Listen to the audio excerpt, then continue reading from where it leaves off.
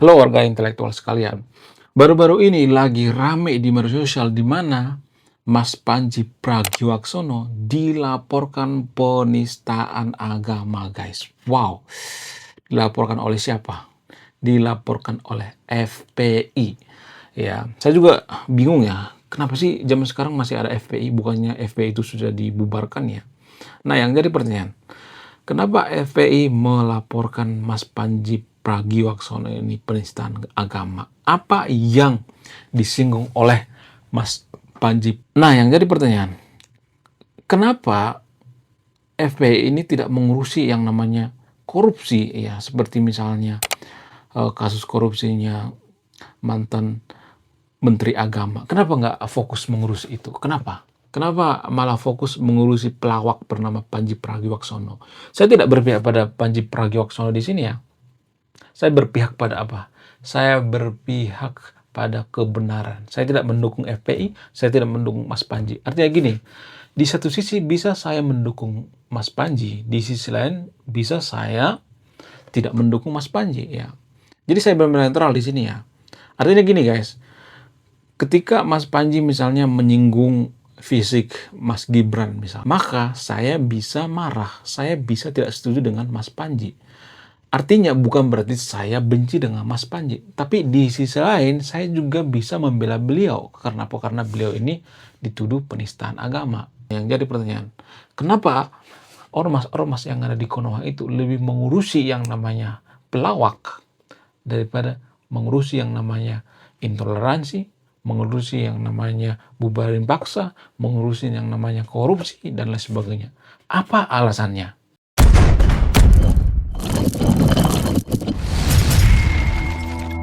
Jadi baru-baru ini lagi rame di media sosial di mana FPI melaporkan Mas Panji sebagai penistaan agama. Dan ini juga dicampuri oleh Pak Rizik Syihab ya. Kenapa ormas-ormas yang ada di Konoha itu seperti FPI ini lebih sibuk mengurusi yang namanya pelawak gitu ya? Kenapa nggak mengurusi yang namanya kasus korupsi? Saya tidak pernah melihat ya ormas-ormas yang ada di Konoha itu ya mengutuk gitu ya atau membenci yang namanya para koruptor gitu. Apa alasannya? Apakah karena mereka kecipratan duitnya gitu? Apakah mereka juga sama-sama maling gitu sehingga mereka tidak mau mengadili maling ya? Maling tidak boleh mengadili maling. Ya. Jadi gini guys, secara antropologi sebenarnya korupsi di Konoha itu kan sudah mendarah dagingnya. Bukan mendarah daging lagi, tapi sudah masuk ke tulang-tulang gitu ya. Sudah menyusup ke DNA ya, DNA warga Konoha itu sendiri. Nah, yang jadi pertanyaan, kenapa kita tuh punya budaya korupsi? Apa alasannya? Dan kenapa kalau saya perhatikan tuh ya, ormas-ormas yang ada di Konoha itu tidak mau mengkritisi yang namanya korupsi. Lebih fokus yang namanya mengurusi yang namanya yang remeh-temeh seperti yang dilakukan oleh Mas Panji ini. Apa alasannya? Alasan yang paling mempengaruhi itu gini guys ya. Karena kalau saya perhatikan di Konoha itu, kita itu adalah masyarakat yang sangat fanatik terhadap golongan, terhadap aliran, dan lain sebagainya. Nah, FPI ini kan fanatik ya terhadap agama kalau saya perhatikan. Fanatik banget. Nah, ketika ada sedikit saja ya mengkritik ya, bukan menghina ya, mengkritik yang namanya sholat ya. Artinya gini, Mas Panji mengatakan bahwa dalam kurung kita memilih pemimpin itu nggak boleh ya hanya melihat sholatnya bolong apa enggak. Gitu maksudnya. Masuk Mas Panji ini ya, kita memilih pemimpin itu dari integritas. Ya nggak apa-apa kalau misalnya nih ya, disclaimer on ya, jangan dipelintir ya. Disclaimer on kalau misalnya nih sholatnya bagus, yang nggak bolong-bolong ya, kemudian berintegritas. Jadi yang dikritisi oleh Mas Panji ini artinya kita tidak boleh hanya menggunakan satu opsi gitu ya, harus menggunakan berbagai opsi gitu ya. Itu yang dikatakan oleh Mas Panji ini ya. Menurut keyakinan saya seperti itu guys ya. Ini menurut keyakinan saya ya, menurut dugaan saya. Nah, bagaimana dengan kasus korupsi? Kenapa masyarakat kita itu nggak peduli dengan masalah korupsi? Jadi di Konoha itu orang-orang berpikir bahwa masalah korupsi itu masalah pribadi. Masalah korupsi itu bukan masalah pribadi guys. Bukan. Masalah korupsi itu masalah publik. Kalau ada pejabat yang korup ya, itu artinya dia menista agama. Kenapa menista agama? Apalagi sekelas mantan menteri agama. Bayangkan ya, ketika pejabat itu dilantik ya, disumpah, maka yang ada di kepalanya itu apa? Apakah yang ada di kepalanya itu duit? Bukan duit. Apa? Quran. Ya, kalau beragama Islam, disumpah, saya bersumpah demi agama, demi Quran, dan lain sebagainya. Kalau dia mencuri, ya berbohong, berarti dia menista agama dong. Ya nggak sih? Sadar nggak sih sebenarnya bahwa orang yang mencuri, ya, yang korupsi itu menista agama? Kenapa tidak ada fatwa yang mengatakan bahwa mencuri itu adalah menista agama? Kenapa? Kenapa tidak ada fatwa yang mengatakan bahwa korupsi itu adalah menista agama? Harusnya kan menista agama ya. Yang di kepala pejabat itu ketika disumpah itu ya Quran, kitab suci gitu ya. Dalam agama Kristen ya Bible gitu. Nah, kenapa harus bawa-bawa agama? Jadi gini guys, kalau saya perhatikan tuh di negara maju itu ya, disclaimer on ya, tidak nyuruh yang untuk tidak beragama ya, disclaimer on ya. Kalau saya perhatikan negara maju itu nggak pernah tuh ya istilah seperti itu di Jepang gitu ya. Saya bersumpah dalam nama Bible misalnya atau kitab suci, nggak pernah tuh.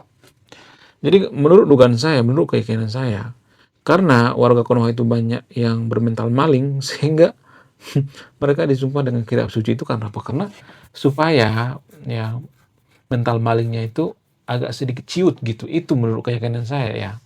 Tapi kan ini kan gak ada korelasinya, iya nggak sih? Korelasi antara korupsi dengan dengan yang namanya kitab suci nggak ada saya perhatikannya, nggak ada korelasinya ya. Kalaupun misalnya nih ada orang yang jujur gitu ya, karena pengaruh daripada agama, ya ada juga banyak juga orang yang jujur baik pengaruh daripada agama. Tapi kan dalam sistem pemerintahan ya, dalam sistem profesionalisme, nggak boleh kita menggabungkan kedua hal ini guys. Kalau saya perhatikan ya, sama seperti Jepang misalnya. Apakah Jepang itu bawa-bawa agama ketika mereka menjabat? Enggak. Bukan berarti mereka benci agama ya. Jepang itu nggak benci agama. Bisa aja kalau saya perhatikan tuh Jepang itu orang yang paling beragama. Karena apa? Karena mereka bertransformasi ya, dari agama itu bertransformasi jadi moral sehari-hari ya, kelakuan sehari-hari gitu ya. Tidak mentok di ritual-ritual ya.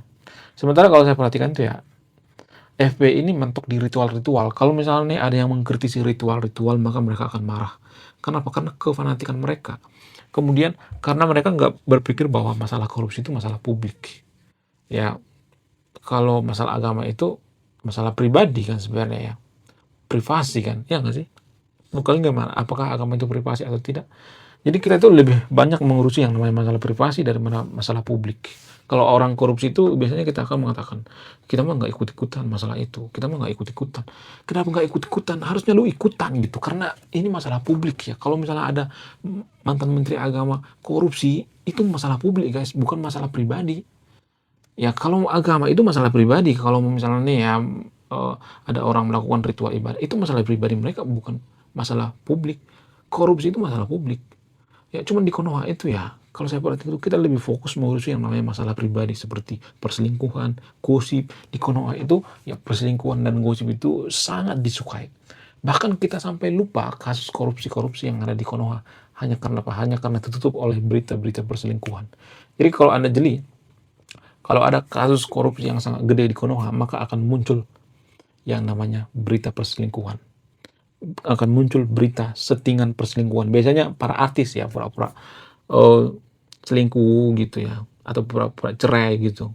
Supaya apa? Supaya ada istilah pengalihan isu. Pengalihan isu itu nyata guys.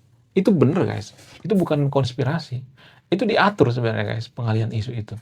Ya bisa aja si koruptor ini menggaji artis, kita nggak tahu kan, para pula cerai gitu kan, kemudian dikasih duit ya kan, kita nggak tahu ya kan. Jadi jangan lugu-lugu amat ya. Bayangkan artis itu bisa menangis tanpa ada yang sedih. Acting artis itu sangat luar biasa.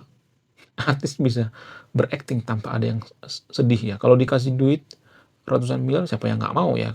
Pura-pura cerai gitu kan. Ya, kemudian pura-pura selingkuh ya kan. Siapa yang nggak mau? Sehingga ketutup ya kasus-kasus korupsi ya. Sengaja sebenarnya kita tuh disibukkan dengan konten-konten nggak jelas yang ada di TikTok ya. Kemudian konten-konten, saya tuh sangat bingung banget ya dengan tema-tema film yang ada di Konoha. Di Konoha itu film yang paling disukai itu adalah film yang dilarang di China. Apa itu film yang dilarang di China? Yaitu seorang CEO menikah dengan seorang pembantu. Bayangkan CEO dengan pembantu. Katanya bisa menikah. Kalaupun ada, itu mungkin 1 dari 1 miliar orang ya. Karena CEO itu harus biasanya mencari yang selevel gitu ya. Kenapa harus mencari yang selevel? Biar pola pikirnya nyambung ya. Mohon maaf ya, saya tidak merendahkan profesi pembantu di sini ya. Tapi ya, kalau pola pikirnya itu sekelas ART misalnya, atau IRT, maka CEO juga nggak bakal nyambung ngomong sama dia. Ya bisa aja nikah, tapi cuma sebentar doang, karena nggak nyambung. Ya, bagaikan bumi dan langit. Pola pikir seorang CEO itu berbeda dengan pola pikir seorang, mohon maaf ya, seorang ART atau asisten rumah tangga. Berbeda jauh ya. Inilah yang ditentang oleh China. Jadi di China itu lagi rame di media sosial, di mana pemerintah China itu melarang dari semenjak tahun 2024 ya, sudah ada undang-undang melarang film yang bertema ya kisah antara pembantu dengan CEO ya. Dan ini yang bikin kita itu bermental kampungan gitu ya, mental instan. Itu yang tidak disukai oleh pemerintahan China. China itu sangat gercep guys ya, masalah-masalah seperti ini ya. Ini mempengaruhi guys, mempengaruhi apa? Mempengaruhi pola pikir kita. Jadi kalau misalnya nih ya, contoh misalnya ya, warga Konoha itu atau warga China misalnya ya, mereka menonton film tentang apa, misalnya tentang CEO ya, tentang CEO yang menikah dengan pembantu, maka orang-orang akan malas bekerja, akan malas berjuang gitu ya, seperti Konoha. Karena apa? Karena pengen yang instan-instan. Di Konoha itu kan seperti itu ya. Kalau ada berita-berita seperti ini ya, pembantu menikah dengan CEO, pasti viral banget ya. Ya, kasus korupsi ribuan triliun akan tertutupi dengan berita-berita seperti ini ya. Jadi sengaja guys ya, kita itu sebenarnya didoktrin untuk bermental instan ya. Itu kalau saya perhatikan. Kenapa saya mengatakan bahwa warga Konoha itu bermental instan? Apa alasannya? Kalau kita perhatikan sekarang-sekarang ini kan, kalau kita perhatikan itu ya, di media sosial itu seperti baru-baru ini kasus daripada TR atau Timothy Ronald ini yang dilaporkan ya, diduga merugikan membernya. Saya tidak berpihak pada siapapun di sini ya. Saya tidak berpihak pada Timothy Ronald, saya tidak berpihak pada si pelapor. Tapi kalau saya perhatikan, berdasarkan keterangan daripada si pelapor ini, masyarakat Konoha itu sangat suka yang namanya sesuatu hal yang instan-instan. Karena Timothy Ronald ini sering flexing di media sosial misalnya, di Instagram dan sebagainya. Padahal kan kita nggak tahu perjuangan daripada Timothy Ronald ini dari kecil misalnya, ya semenjak SMP misalnya dia sudah kerja, ya dari SMA dia sudah kerja, ya sudah banting tulang, sudah kerja selama 10 tahun, ya demi mendapatkan yang namanya Lamborghini dan sebagainya. Bekerjanya itu bukan kerjaan sembarangan, tapi kerjaan itu yang sungguh-sungguh gitu ya. Kerjanya itu sangat-sangat berisiko ya. Timothy Ronald ini kan sebenarnya kalau boleh jujur kan, kalau kita melihat backgroundnya itu, dia dari tidak punya apa-apa gitu ya. Walaupun sebenarnya ada juga privilege daripada Timothy Ronald. Apa itu? Culture atau budaya orang China. Culture atau budaya orang China itu sangat-sangat penting. Itu lebih penting daripada duit. Itulah yang bikin orang China itu maju ya. Orang China itu jadi pengusaha luar biasa karena culture mereka, budaya mereka.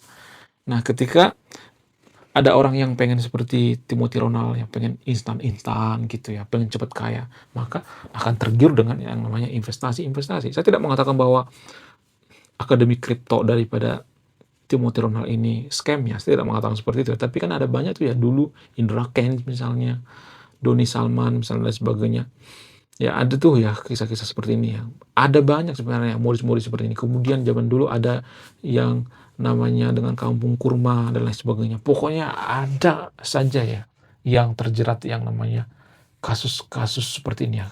Yang pengen instan-instan. Jadi di Konoha itu banyak orang yang pengen instan-instan sehingga apa? Sehingga ada orang yang menjanjikan sesuatu yang instan-instan. Ya, karena mereka melihat ada pasarnya gitu ya. Jadi jangan salahkan, misalnya nih ya, ada orang yang menjanjikan cepat kaya, jangan salahkan gitu ya. Salahkan diri sendiri, nggak bakal ada yang cepat kaya yang instan-instan ya. Sama seperti kasus CEO tadi itu ya. Kita tuh pengen yang instan-instan guys ya. Itu kalau saya perhatikan ya. Kemudian kembali ke kasus Panji Pragiwaksono ya. Jadi saran saya bagi yang nonton video ini, kita sebagai kaum intelektual, kita fokus masalah publik ya, bukan masalah pribadi ya. Ya saya tahu Mas Panji Pragiwaksono ada yang salah juga ya dari materi stand up komedinya. Ya dari mensrea apa itu, diduga menghina fisik daripada Mas Gibran. Mas Gibran diolok-olok, dikata-katain mukanya kayak orang tidur. Kemudian Mas Gibran dikata-katain kayak anjay gitu ya. Ada tuh ya di materi stand up Mas Panji Pragiwaksono ini ya. Kemudian kenapa kita tuh tidak peduli dengan masalah korupsi gitu ya, selain yang saya utarakan di awal tadi itu, apa alasannya? Alasannya itu karena kita SDM rendah. Jadi SDM rendah itu dia tidak bisa membedakan masalah publik dan masalah tidak publik. Ya, masalah publik dengan masalah privasi. Jadi kita tuh lebih fokus ya masalah privasi, ya orang lagi ibadah dibubarin ya. Ya kemudian agama dikepoin gitu, lu agamanya apa, lu agamanya apa. Jadi kita lebih fokus yang namanya masalah privasi daripada masalah publik. Lebih baik kita fokus terhadap masalah publik. Privasi itu nggak bakal bisa membawa kita kemana-mana guys kalau kita tahu privasi orang. Ya kan. Jadi menurut keyakinan saya ada banyak yang dilakukan oleh para pejabat menghina agama ya, kemudian menista agama tanpa kita sadari. Cuman di Konoha itu yang penting seiman ya kan. Yang penting seiman. Kalau misalnya lu nggak bisa kerja ya, lu nggak bisa ngapa-ngapain, lu bisa menang karena apa? Karena seiman. Ini yang perlu kita rubah ya. Ini mungkin yang ada dalam hati Mas Panji ini ya. Kita nggak boleh memilih pemimpin itu hanya berdasarkan pengaruh daripada agama. Boleh kita mengambil referensi agama, nggak jadi masalah. Tapi bukan itu acuan yang paling utama.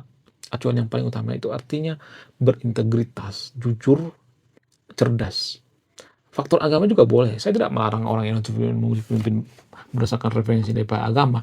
Cuma permasalahannya kita tuh mengutamakan agama itu nomor satu gitu ya.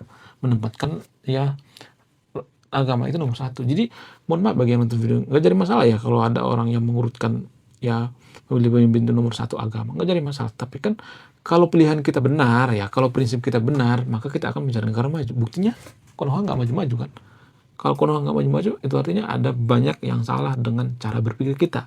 Pola pikir kita itu sudah keliru ya. Tapi kalau saya ngomong seperti nanti saya akan dikata-katain ateis, agnostik. Nggak ada urusannya. Disclaimer, saya tidak nyuruh yang nonton video untuk jadi ateis dan agnostik ya. Tapi supaya kita bisa menjadi negara maju, kita harus merubah pola pikir ya. Itu yang paling utama. Melalui channel YouTube ini. Menurut kalian gimana? Oke, sekian video ini. Terima kasih sudah memahami. Saya kaum intelektual. Salam rasional.